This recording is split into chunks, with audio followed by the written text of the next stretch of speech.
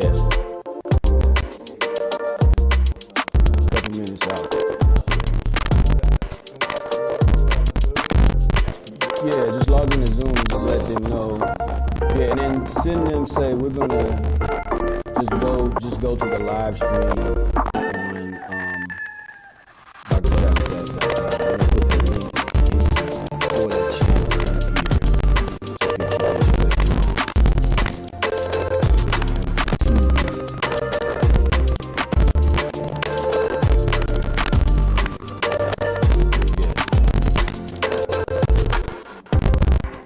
It was, but since we can't pull it, it's gotta come through here.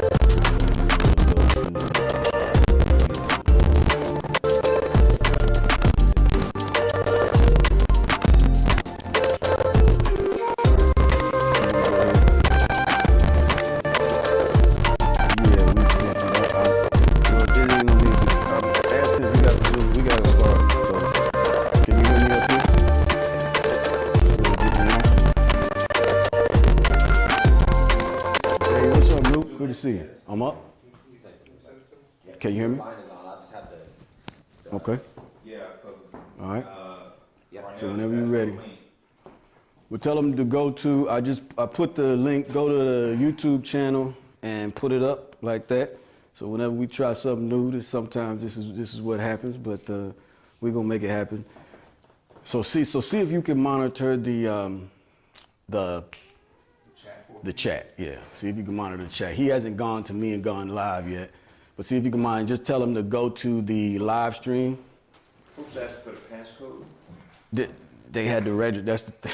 Tell them to go to the live stream. I'll send the live stream to you, and they can just go to the live stream on there. Here, I'm gonna text this out so everyone has it. YouTube, yep.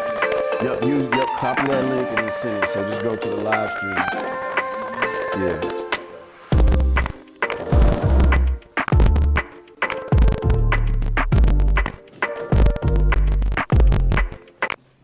Put that over there. And they can't hear me right.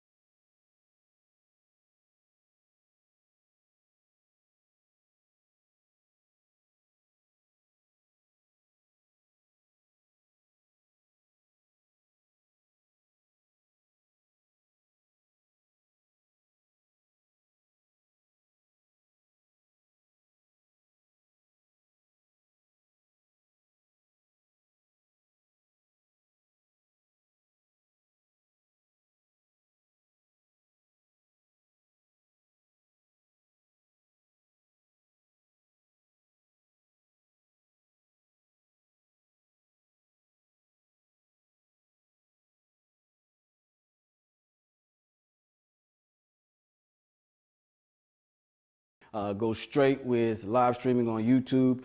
We having a few technical difficulties, but with anything that is good that we're gonna move forward with, we always have a little bit of speed bump. So bear with us and go to Dr. Travis Batts, the Lifestyle MD on YouTube, and that will allow you the ability to get that set up or so.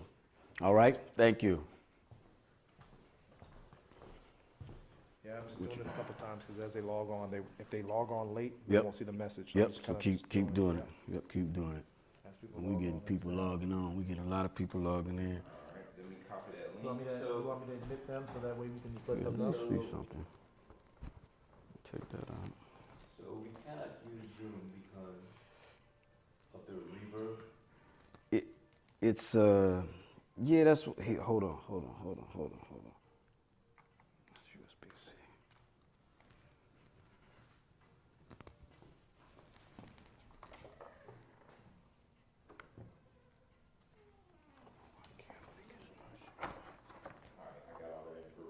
Okay.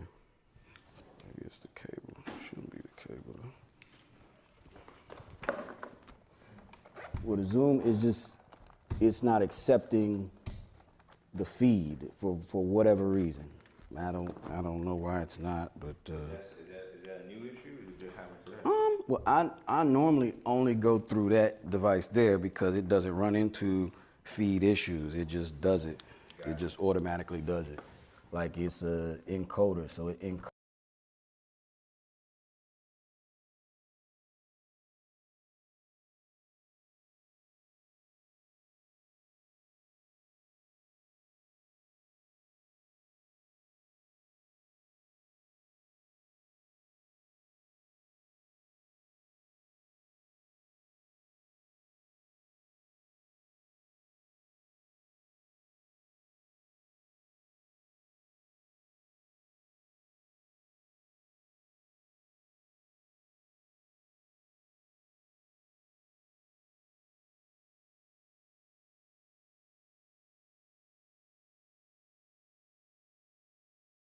So no, we're good.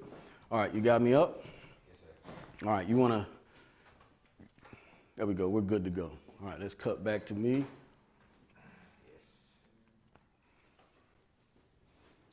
All right, folks, this is Dr. Betts, again, a member of the San Antonio Alumni Chapter. And today is a special day. I appreciate your patience. And that's the beauty of technical difficulty, right? It challenges us to move beyond ourselves and to look at how we want to deliver a message. COVID showed us that despite distance, despite various things like that, we can continue to move forward and do what we need to do to get the message out about health. As you know, February is Heart Health Awareness Month, and it's also African American History Month. We'll be doing events like this throughout this month as well as we move forward. Both the San Antonio Alumni Chapter and the New Braunfels Alumni Chapter are working together to ensure that we create opportunities for those. Whoever has that on, can you turn that off? Whoever has. And so what we're able to do is to create content, whether it be about heart health, financial health, emotional health, and spiritual health, so that you can start to embrace what we want to call your new self, that true life. We'll also be partnering with many of our our undergraduate chapters to ensure that they're able to engage and do what we need to do. Well, tonight, I won't belabor the hour. I appreciate you all's patience for signing in. We're going to talk about bias in healthcare. Now, this is such a big topic that I knew I couldn't do it alone. So I had to bring in one of my friends, one of my fraternity brothers. He is a scholar, he is an expert, and truly a friend that allows me to see kind of different things as we move forward and to understand truly what it means to develop relationship. He's a cardiothoracic surgeon, one of the best in the country. He resides out of Baton Rouge, Louisiana area. And I want to introduce to some and present to others Brother Anton Keller. How you doing, Brother Keller? Now, I can't hear him, but he's gonna speak up here. Go ahead, brother. He can't hear me. There we go. Are you good to go?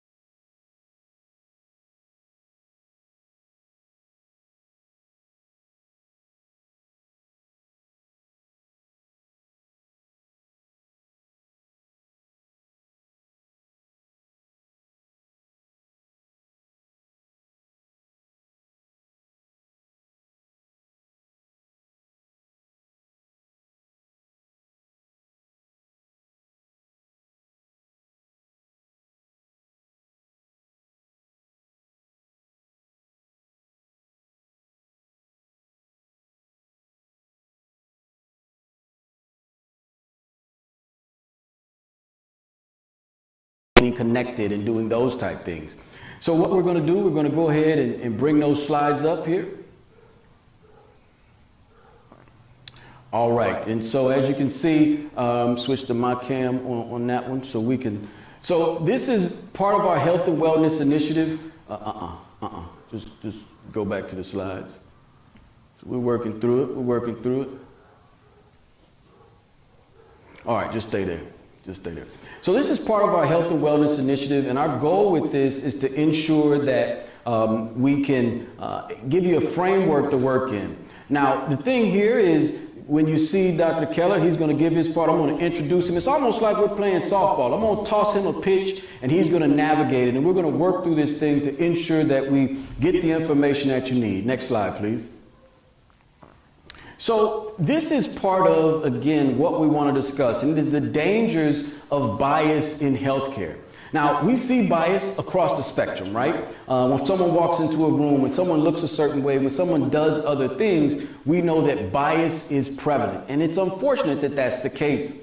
So what we're going to do, we're going to break down bias. We're going to tell you what bias is. Next slide, please. Next slide. And one more. Perfect.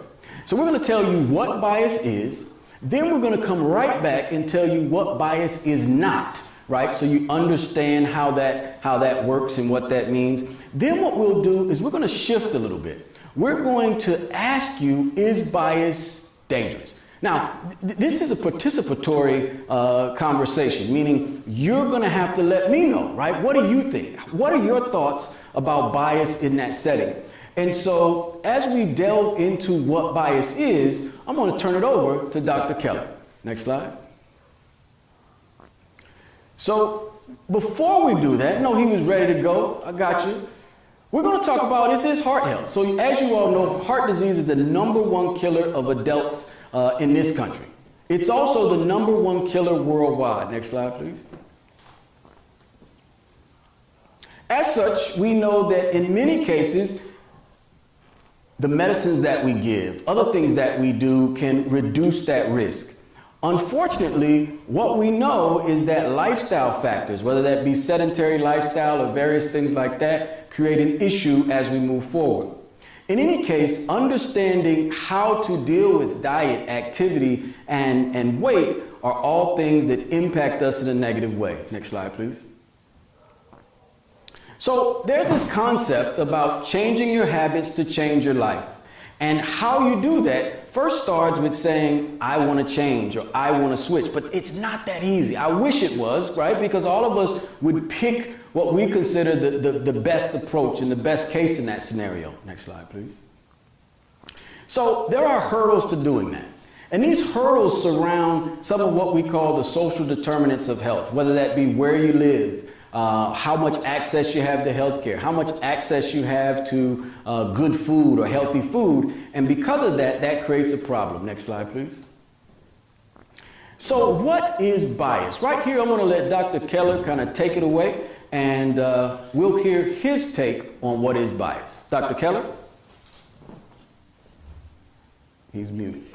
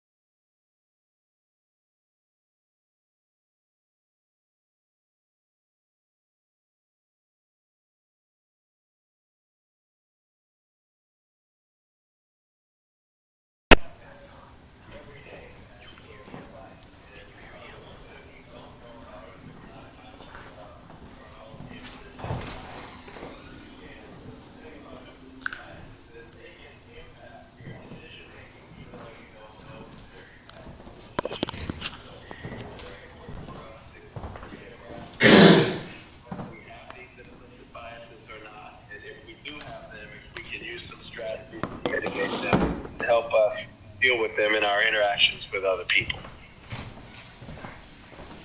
So again, what we heard is that implicit bias isn't a simple thing, right? It's made up of our environment. It's made up of the things around us. So next slide, please. So implicit bias is largely framed on how you see the world, right? Meaning through what lens you look at, and that's where the glasses are. And ultimately, categorizing people without realizing it is part of what we do, right? It's a safety mechanism. It's how you can walk down a street, and if you see someone that looks dangerous, again, whether they're dangerous or not, your mind or your body tells you, hey, this may be a situation where I need to be prepared. And that's what bias does. Next slide, please. Now, there are different types of bias, right? Explicit bias is where you are openly, I don't like this person or that person or something of that nature. Implicit bias is unconscious. You don't know that you do it. Within the first 8 seconds of things occurring, implicit bias can impact what you do and the decisions that you make. It's something that occurs in a split second and creates a problem for you when you move forward. Next slide, please. So when we take the magnifying glass and really delve into what bias is and how it impacts us, we have to first take a step back and understand that this is something that in many cases, by the age of 3, 4, or 5, we've developed those biases because of our environment, who we've been around, what we've seen, and how we've done that. Next slide, please. And so this is some data from, again, our San Antonio Office of Equity, where they talk about actions demonstrating implicit bias begin to show up as early as 3 years old. We have an idea of who's good, who's bad, who's a friend, who's not, and by doing so, it creates a problem in that setting. So negative bias grows stronger if it is not normalized in that setting. So what bias is not, it's not specifically institutional racism. Okay, well, why did you pause there? Well, institutional racism is a systemic construct, whereas it may be an individual with explicit bias who has prejudice and has bigotry, but it feeds into that. But implicit bias also can create systemic racism by creating scenarios where you choose someone preferentially because of race, because of gender, because of other things like that. Next slide, please. All right, so this is kind of one of those split-second decisions. Now, you all, this is me on an elevator at BAMC Hospital, and I saw something. It's hard to see, you all can't, but it's let you know just how pervasive implicit bias can be. So do you all see anything that is biased or that is problematic in this image? Don't look hard, you don't. I did, right? And I don't know why it triggered me. Next slide, please. So I saw this on the wall, and it was a red box with yellow, blue marking across it, right? And so I thought, why would someone put a Confederate flag up in a clinic? And they didn't. They were just trying to show, don't touch this box. But for me, because of my background, because of what I saw, because of my experiences, it created a problem with bias in that setting. Next slide, please. So Dr. Keller, let's talk about why bias is a problem in cardiology or in healthcare in general. It's really interesting that cardiovascular medicine is a great example of how bias can actually impact outcomes. It was a landmark study done that was published in the New England Journal of Medicine in 1999, which put pictures of black patients and white patients side by side and gave them the exact same description of the medical situation. And what they found was that there were white doctors who ascribed different treatment modalities to black patients as opposed to white patients. And they found that the white patients were more likely to get cardiac catheterization, which could potentially heal their problem, as opposed to black patients. There was a seminal study in the understanding of implicit bias in cardiovascular medicine. And since then, there have been numerous other studies which have shown the same thing. And so we have to really kind of pay attention to how people's lived experiences impact the way that they treat patients, especially cardiovascular patients in this situation.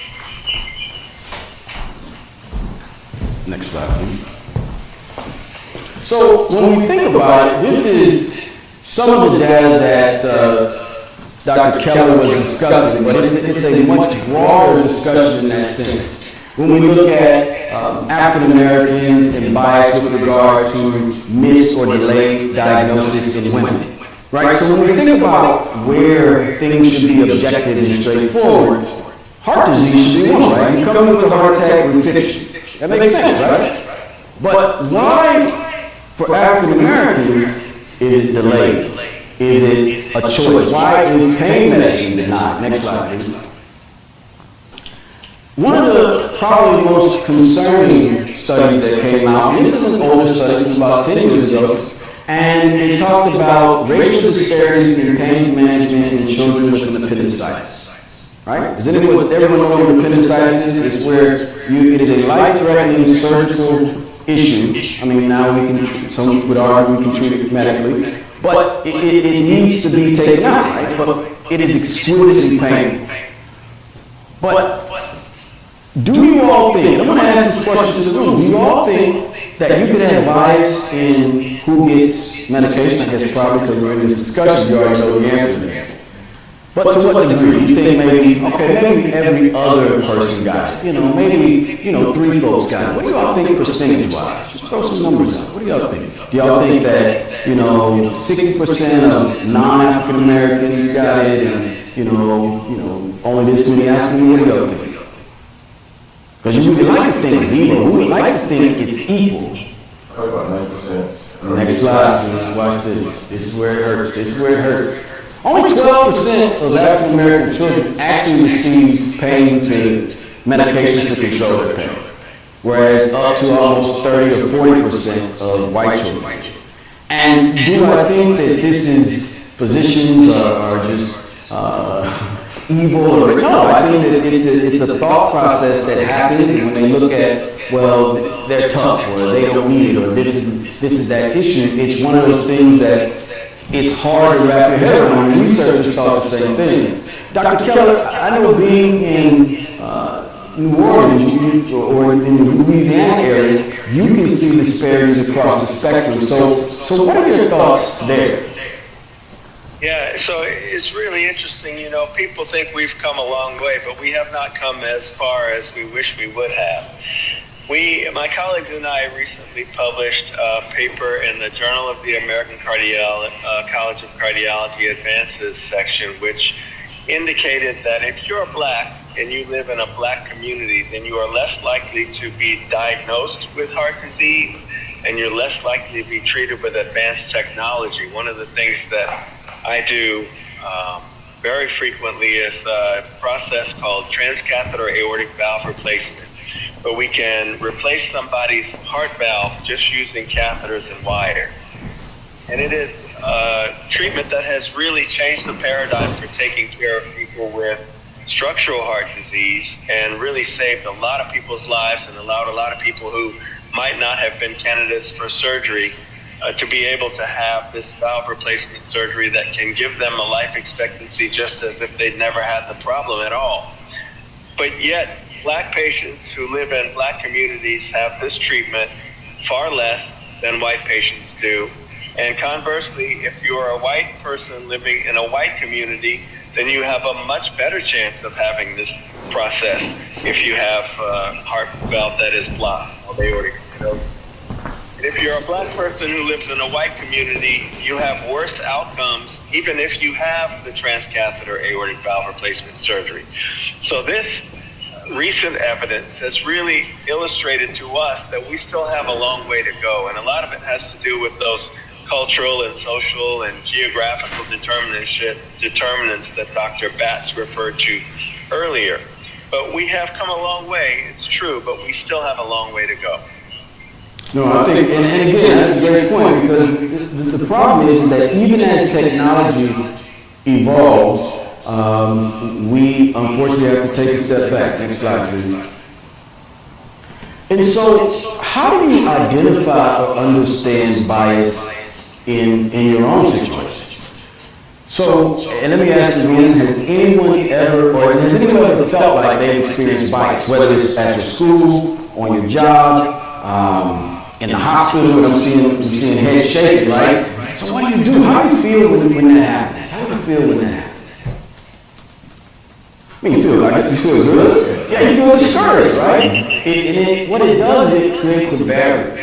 And it limits you from asking your physician a question. It limits you from making certain decisions that might help them get to the right answer.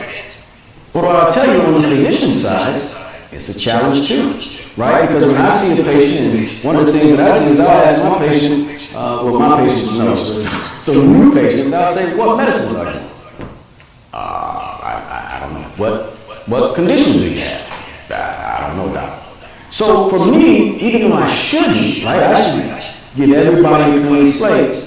But what happens is, because I hear that that patient, and I think this is what we're getting, because I hear that patient doesn't necessarily or isn't invested as much as I would like in their own health care, it forces me to almost have a concept, and this is bad, called therapeutic inertia. What therapeutic inertia is, means that when you've done what you can for a patient, but you see that they're not buying in, you don't do anything to harm them, but you're less likely to recommend certain things or put like those advanced surgical techniques that Dr. Keller was talking about. But the first key to mitigating or reducing bias is first realizing that it's there. Right? Understanding that bias is there. Dr. Keller, would you like to speak to that point? Yeah, it's really important for us when we have interactions with our doctors, and I have been a patient who has had a doctor as well. So I really think that it's important for people to try to establish a rapport with their doctor to where they can help their doctor to understand all of the finer points about what's wrong with them and the cultural and social and geographical things that come into play with regard to people's health care. And I'll give you an example. We treat people, Dr. Batts and I, with structural heart disease, which is where the heart valves inside the heart don't work correctly. If someone has to go 50 miles to see a doctor who can take care of this heart problem, or if they have to find someone to watch their kids when they spend the whole day at the doctor's office, or they have to take 3 buses to get to the doctor's office, or they have to take off work to go to the doctor's office for a day, and then that means that's one less day they will be able to make money to be able to feed their kids. All of these cultural and social things come into play when we're talking about people's health care, because the physician doesn't necessarily know these things, and the physician has not had the same lived experiences.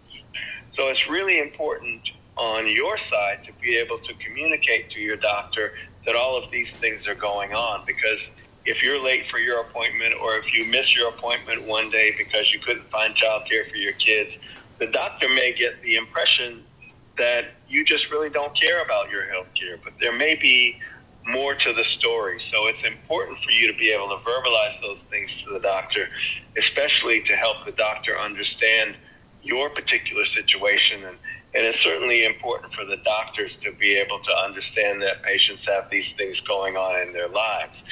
There are so many things that you experience in your daily life that no one else is aware of. And it may seem like they know about these things, but they don't necessarily know them. So that communication between the doctor and the patient is really important. It's really important for you to be cognizant of the fact that the doctor may not understand all of the things that are going on in your daily life, and it can really improve the relationship. Great point. And I like the fact that you talked about relationship, because that's what we're going to transition into next. Next slide, please.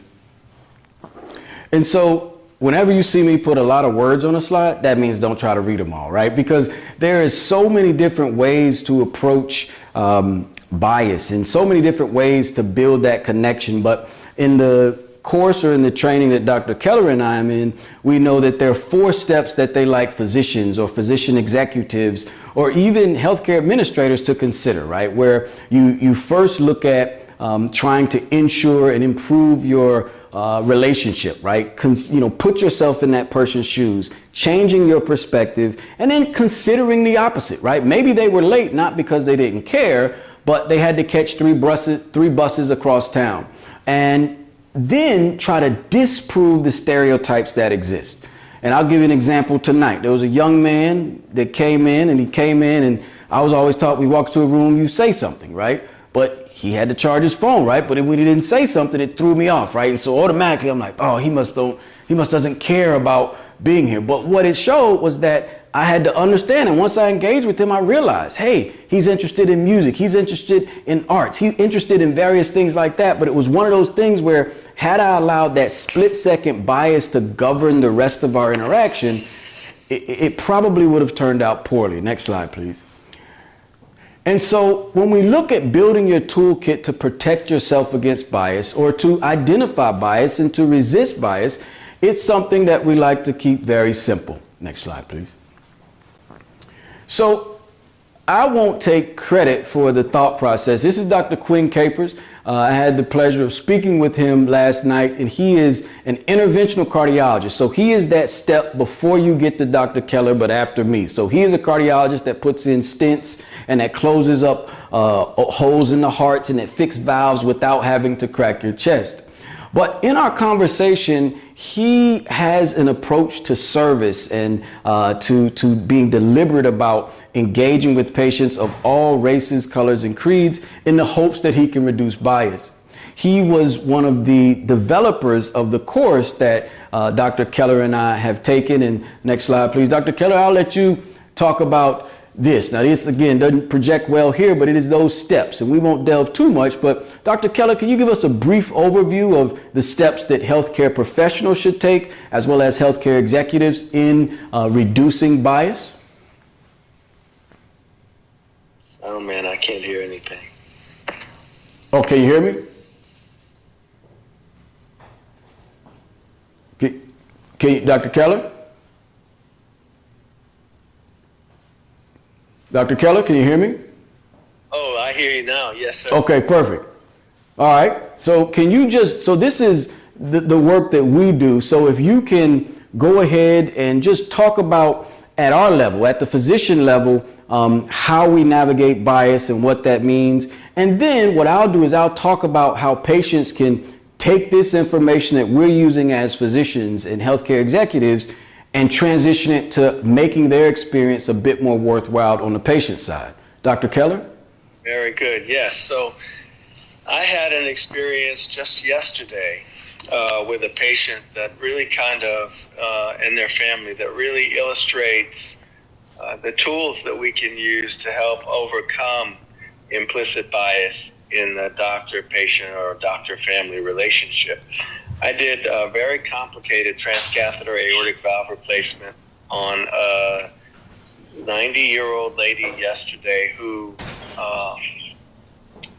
had very complicated anatomy, and we had to put the heart valve in through her neck. And one of the things that is really important to me is getting to know the families of the patients. So I had spoken to her family members several times prior to the procedure, but when I went to talk to them after this procedure, which was successful, she had a son there who had not been at any of her other appointments. And he was looking at me very skeptically. I was telling them that everything went well, and he was asking me very terse questions about why I did this and why I did that. And he had obviously not had too many conversations with the rest of the family, but he was a little on edge by the fact that I walked into the room and I was telling about his mama. And so I noticed that he was wearing a New Orleans Pelicans hat. And so I asked him if he was a Pelicans fan, and we started a conversation about the Pelicans, and then we talked about Zion Williamson, and I'm a graduate of Duke University, so I told him that I went to Duke, and I know there may be some of you out there that have some implicit bias against Duke because you're Carolina fans, but don't let that color the story that I'm telling, because I have a lot of implicit bias about Carolina people too. But in any case, once he found out that I went to Duke, which I believe is a very fine institution, he loosened up a little bit, and we had a nice conversation after that.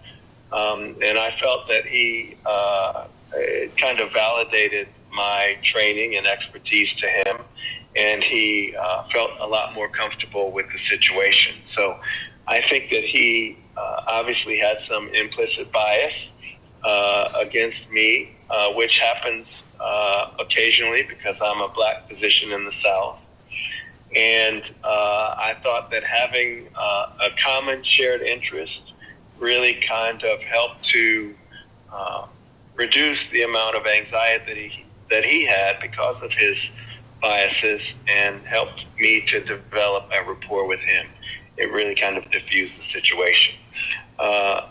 Another obviously very important thing to consider when you're wondering about implicit biases with people that you have interactions with is trying to take their perspective. Why is he having this bias towards me when I'm in the situation of just having saved his mama's life? And so I can understand that he's nervous and he's worried about his mama and he wants everything to go okay. So it helped me to kind of not be offended when he decided that he was going to be very pointed with me in his questioning afterwards, because he was just scared. Other techniques that we use are considering the opposites. Obviously, that's pretty self-explanatory. And using things that you know to be able to counteract stereotypes that people may have about you, about me being a black physician in the South, about him being a white person who's got obviously long history living in the South and has had a lot of experiences that I might not even be able to consider. So all of these things are tools that we can use to help to overcome barriers related to implicit bias in patients and family members and physicians that we have interactions with.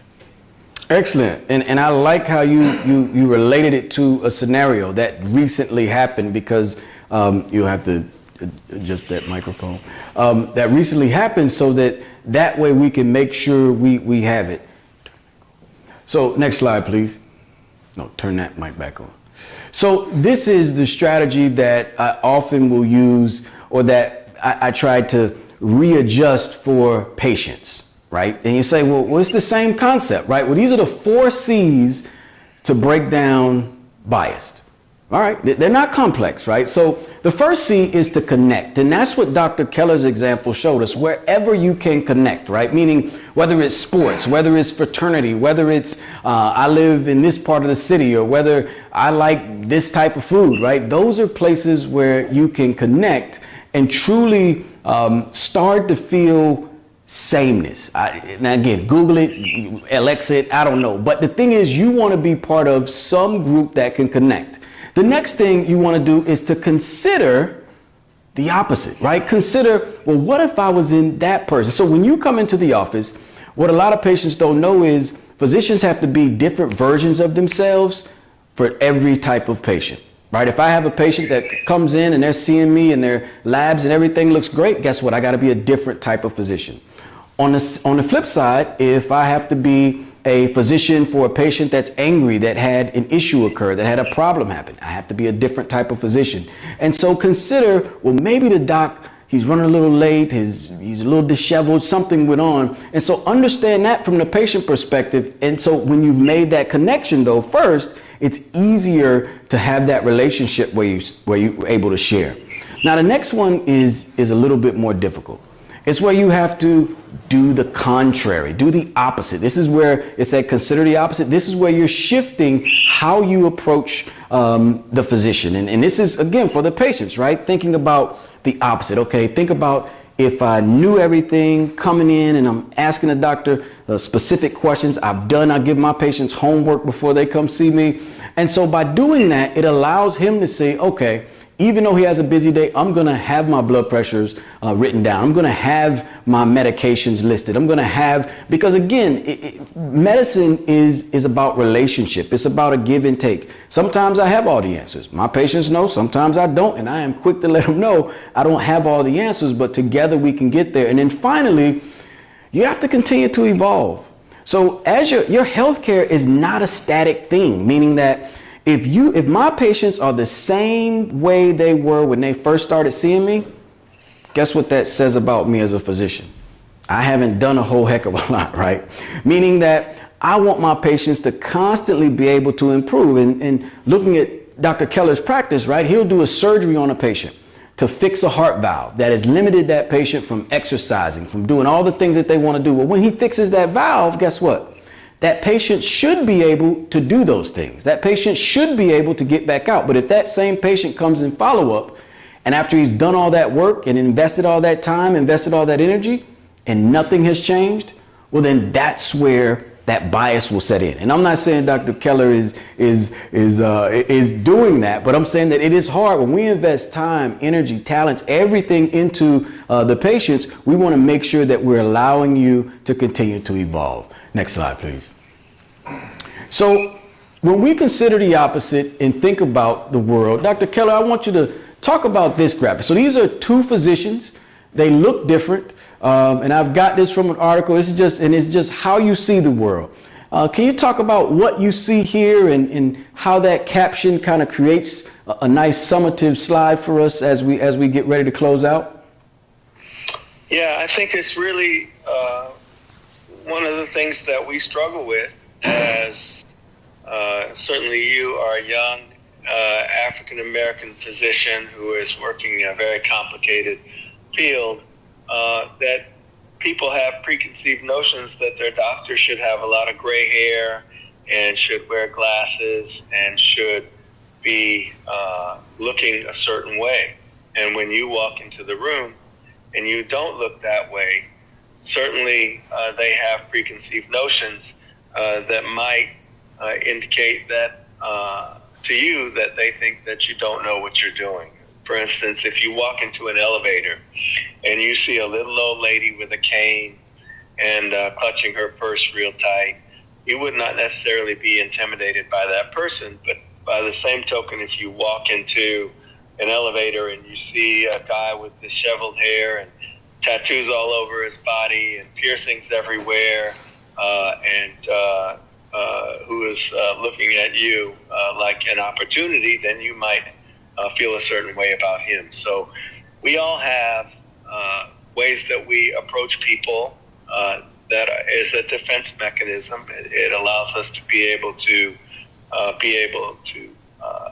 adjust to a situation if the need arises. And it's not something that we can consciously keep from doing, other than the fact that we should always consider that there might be something else going on inside of our head to make us feel that way. So having an unconscious judgment or an unconscious bias about someone is perfectly natural.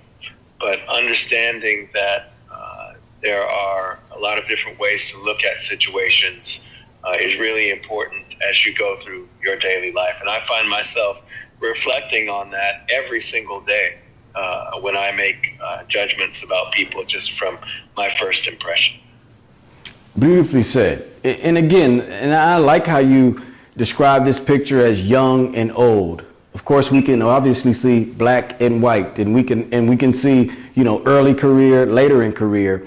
And I can tell you, one of the stories that I tell, and I won't tell it long, is that one of the first times that, not one of the first times, but most folks kind of know me at the hospital. So I was going to see a patient, and it was later in the evening, and I get into the room, and I just had my scrubs on, didn't have my white coat, and I walk in the room, and it's a little old Caucasian lady, and she's laying in the bed, and at that time I was still doing minimally invasive procedures, and I was coming to talk to her about what we were going to do the next day. Well, I walk in the room and she says, hey, would you mind moving this tray? Okay, so I move the tray. Hey, I need a blanket, so I get her a blanket. Hey, could you over there, I have some trash, and grab my cell phone, so I'm getting this. So as I'm doing all these tasks, the nurse walks into the room.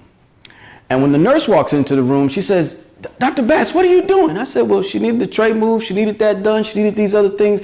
And then the lady looked with surprise and her eyes got wide and she said, you're Dr. Batts? And I'm like, yeah. It's like, well, why were you moving my tray? I said, because you needed it moved. So at the end of the day, some people say, well, you should have been upset. That was overtly racist. I don't think so. Because when you look at the number of African-American cardiologists, I mean, in San Antonio, what is it, 2, 3? It's 2 million people. Look how many, right? When you look at just the number of African-American cardiologists that come out of training, I mean, we make up a small percentage of that. So for me, I knew that she'd probably never seen anyone like me. Now, fast forward 5, 10 years, she's probably one of my most favorite patients. We built a relationship. We connected. She apologized, and every time she sees me, she tells that story. I'm like, stop telling that story, right? We've evolved, right? Remember, continue to evolve. Evolve into something. Now, I do have to, she still doesn't understand that I'm vegan. And she always makes me cookies every year that are butter cookies. I say, ma'am, but I just accept them. She's like, no, you need to eat them. But it's creating that relationship and not allowing that one time where what she knew and what she saw dictate our relationship moving forward. Next slide, please. So as we revisit the objectives, hopefully tonight you've obtained what bias is, what bias is not. And when we say bias, we're talking about implicit bias. Hopefully you understand the dangers that bias has with respect to healthcare, but then we've also given you the ability to recognize it, but also a toolkit that first starts with making a connection, understanding how to consider what that person's going through, and then taking a contrary approach to what your brain was telling you to do, and finally, continuing to evolve. Next slide, please. So this is how you can engage, and we did have some technical difficulties tonight. I appreciate you all for staying with us. I'm going to have Dr. Keller kind of give any final pointers with respect to bias. And just so you all know, Dr. Keller and I's show on the About That Life podcast will be airing, I'm hoping Friday, depending on what my schedule allows. But we had a great discussion, and so we'll show that. Dr. Keller? Yes, sir. I really appreciate you having me on today, Dr. Batts, and it's good to be in front of you, brothers, and to be able to share the wisdom that Dr. Batts and I have learned in our recent foray into understanding implicit bias and how it impacts us in our daily lives and how it could potentially help you to understand about implicit bias and explicit bias and the differences and so forth. But my take-home point for you would be to, when you go to the doctor, make sure that the doctor understands what your life is like and how that can impact the kind of care that you get. If your doctor doesn't want to answer your questions, then you need to find a new doctor. It's important for patients to be engaged in their own wellness, and that includes you. So if you find someone that really does not satisfy your curiosity or doesn't respond well to you having questions about your own healthcare, then it's time to find a new doctor and find someone that can be empathetic to the things that are going on in your life. And that would be the most important thing, I think, that I would let you know tonight. Wow. Again, you never cease to amaze me, Dr. Keller. I want to thank you. Thanked me. I want to thank you for taking time out of your busy schedule to come and talk with us and to share. I know we'll be partnering on endeavors to dispel bias throughout the country and to really work through that space. But thank you for your sage advice and your dedication to making healthcare better. As we close out this evening, again, we appreciate you all's engagement. Next time, it's going to be, I'm telling you right now, we're going to have the audio-visual set up. But I like the fact that we were able to still engage. We have brothers in the room. We have you all online and certainly sharing. I'll look back through questions if you all send them, and Dr. Keller and I will fill those and send those back to you directly. But as we start to continue to develop content and to continue to develop information to help you, I want you all to just understand a couple of things. First off, it's not about perfection, but it's about progress. It's about every day understanding how to take one step forward to that next version of who you want yourself to be. When it comes to healthcare, remember, it is not a sprint. It is a journey. And the steps that you take to improve your life ultimately will carry over and continue to carry over. Finally, when we think about life, right, and I have the About That Life podcast, but life there is an acronym, where life stands for living intentionally forever. Our goal is to provide intention or purpose to what we do every day.